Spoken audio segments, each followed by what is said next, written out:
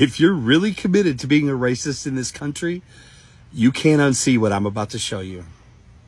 You might want to start checking Amazons for blankets, because this gas furnace behind me, you don't get to have one of those either, because that was invented by a black woman named Alice Parker around 1920. She received a patent on it. Yeah. All right, let's get into it. It looks like Alice H. Parker's patent was filed on December 23rd, 1919, and wasn't official until 1920. The concept of central heating was around before Parker was born, but her design was unique because it used natural gas as its fuel instead of coal or wood that had been previously used, as they were using back in the day, as far as wood burning furnaces and wood burning stoves and heating, so on and so on. So her system is still being used throughout this day. Her invention was convenient because it meant that people did not have to go outside and chop or buy wood. It also decreased the risk of house and building fires that heating units pose by eliminating the need to leave a burning fireplace on throughout the home when people were there or not there or present. So let's all tip our hat for Miss Parker today and pay homage to the one who helped pave the way for our natural gas units being used in households throughout the United States as well across the world. And I realized something. This motherfucker has a turbo Gooch Cooler 9000 unit installed in this hole, and I just now opened up the vent for the first time, and guess what? My Gooch ice cold. Burr. I mean, if you love potato chips, they gotta go, because a man named George Crumb, a chef in New York, had sent French fries out with a meal and a customer complained. So what did Mr. Crumb do? He sliced potatoes so thin, fried them up, dumped a bunch of salt on them, and sent them out. And that is the American delight of potato chips. They gotta go. All right, George Speck, known as the professional name of George Crumb, was widely credited with inventing the potato chip in 1853 at Moon's Lake House in Saratoga Springs, New York. The legend says, aka the rumor says, he created them to annoy a customer who complained his fried potatoes were too thick and soggy. So Crumb, being petty, sliced them paper thin and fried them to a crisp and salted them, creating an instant hit, originally known as the Saratoga chips. Now, within his pettiness, it became an instant hit, and clearly his pettiness won, because y'all are still shoving chips down y'all throat to this day. To this day! To this day! Lotta Newman patented the first hairbrush with synthetic bristles in 1898, and she's just the third Black American woman to ever receive a patent. Now, I know this isn't going to affect those skinheads very much. On today's episode of Whose Head is Shinier? Ooh, I wonder how reflective. That's very fucking reflective. Oh my god! Lotta D. Newman patented the hairbrush in 1898 when she was only 13 years old. Her hairbrush had synthetic bristles positioned further apart, easily combed through textured hair. The bristles could be quickly removed for a more efficient cleaning and replacement. 1880, Samuel Scotron of Pennsylvania patented the curtain rod. Ooh, let's go piss off some white girls.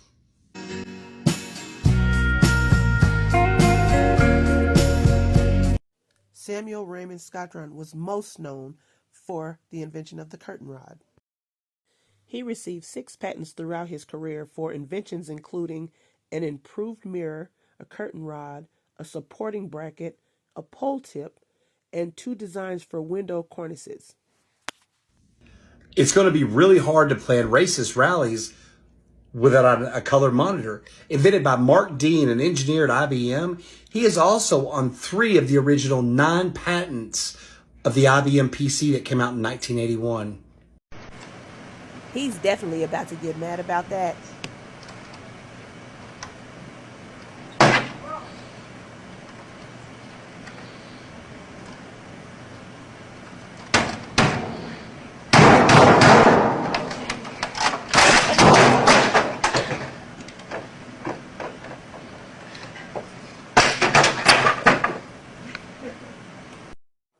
Mark Edward Dean.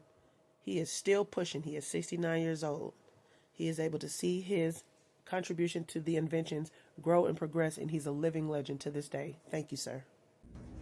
Did you know in 1897, Albert Crowell in Pittsburgh, Pennsylvania, developed the mechanized ice cream scoop? You know, the click, click that separates the ice cream from the spoon, changing the way ice cream is served. And if you're racist and an ice cream lover, it's going to get worse. I told you it's going to get worse. Augustus Jackson, the father of ice cream, pioneered many of the methods we have today to enjoy ice cream, including the way we salt it. Stupid ice breaks me a damn fork to eat it. Son of a bitch.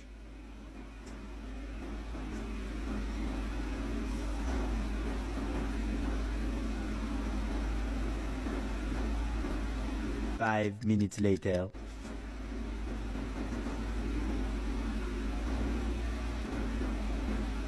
What the fuck?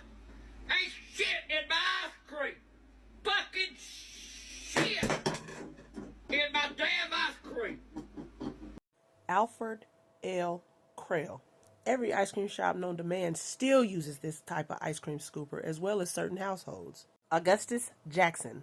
It is often misunderstood that he invented ice cream where he did not. He actually invented different ways to manufacture it to give it different tastes, flavors, the consistency, and so on. Now, this has nothing, and I mean nothing, absolutely nothing to do with this story other than the fact that it's ice cream cone. But why is it every time I turn around, somebody from this demographic or this ethnic background always trying to cook something with their feet out? That's disgusting. He just kicked the cone with his foot. Look at that. Look at that. That don't even make no sense. And now look, he about to sort through them. They all about it. The toes just all over the place. It's ridiculous. I had to bring that up. He banging the cones on his toes right now.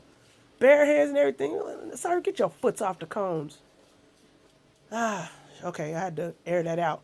But yeah, this happens all the time. You can look it up on every video. They always have their feet out.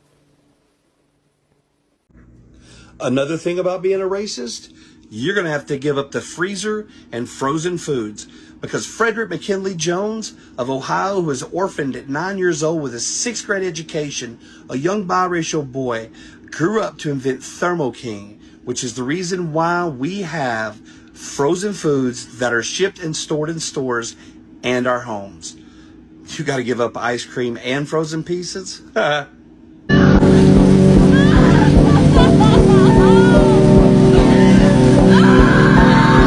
Frederick McKinley Jones. He is mostly known for enhancing the technology for mobile refrigeration, as well as improving the cooling system. So if you still want to be a racist, there are some things you're going to need to purge from your life. If you would, just put it out on the curb. I'll send some trucks around to pick it up, and we'll go give it to real Americans who really need it. Have a great day.